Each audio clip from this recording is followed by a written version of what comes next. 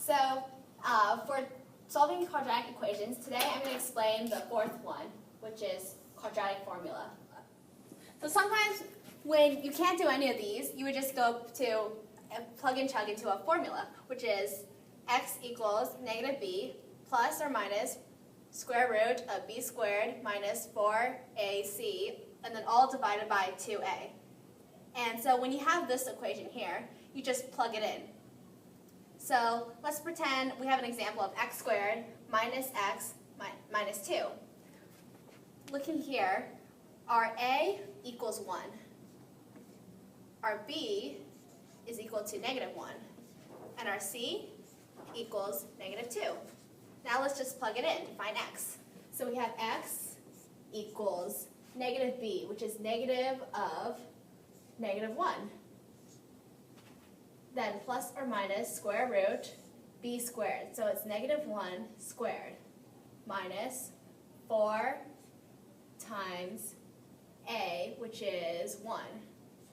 And also times c, which is negative 2. Negative 2. And then we have that all divided by 2a. So 2 times a, which is 1. Now let's simplify this equation.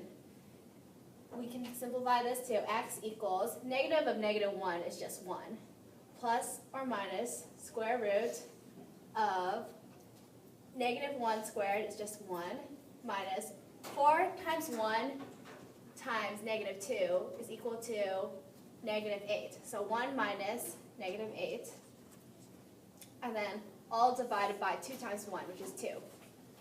So now let's simplify this to equal 1 plus or minus square root. 1 minus negative 8 is the same as 1 plus 8, which is square root of 9, all divided by 2. So this is equal to 1, square root of 9 is equal to 3.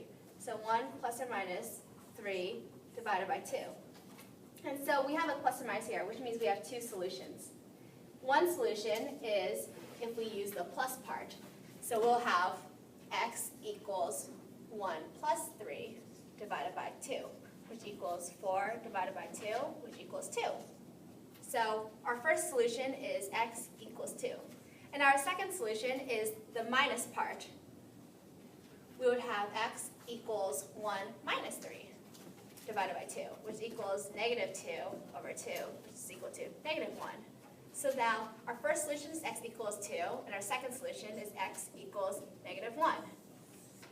And now these are the two parts where the graph, if you would graph it, then that's where it crosses the x-axis at 2 and at negative 1.